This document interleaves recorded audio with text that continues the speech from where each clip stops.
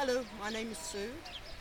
I live in Scotland, and my daughter Victoria had had a dream to come to Egypt to see all the famous sites that Egypt has to offer. So this year, after 15 years of no holidays, we decided that we would come to Egypt.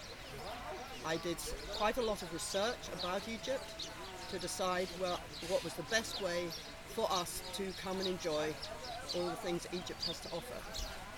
Through the internet, I discovered that there was an Egyptian tour operator called Hass, who came with a very good reputation.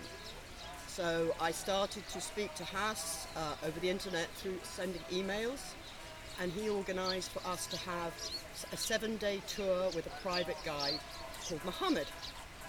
Mohammed has made our trip wonderful and brought the ancient Egyptian sites to life for us, because we really didn't know, we knew a little but not very much about all the wonderful things to see in Egypt. We travelled from Edinburgh and arrived in Cairo, where we were met by another tour guide, and he took us to see the pyramids and the wonderful museum. To me, the pyramids were amazing, nothing like what you see on television or in pictures, much, much more. Cairo was very interesting.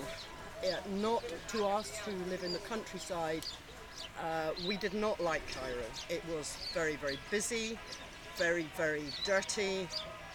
The traffic was terrible, but that is our opinion because we are not used to living in a big city.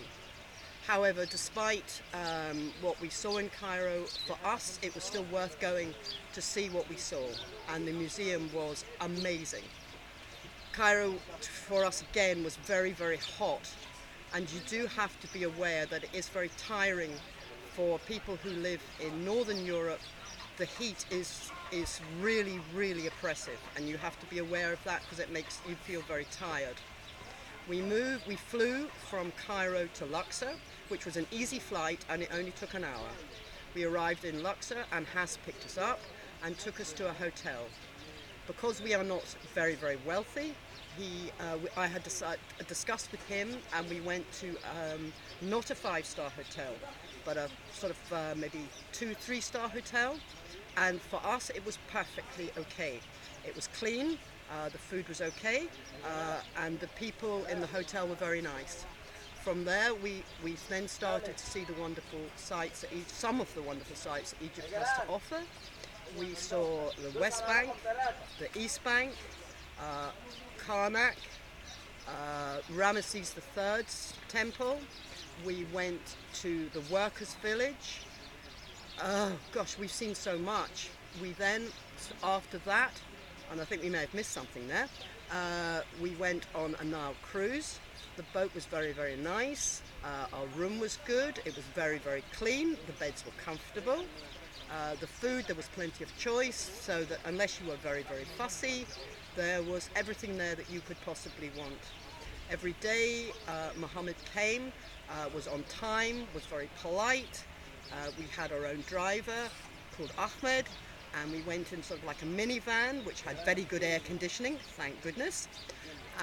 We went and saw other sites. We went to Abu Simbel over the desert, and to me Abu Simbel was amazing, again very, very hot, and we had a wonderful trip across the desert, and it was our first time of seeing the desert. This is our last day on our tour bit of Egypt. We have been to see the most wonderful temple called Philae Temple.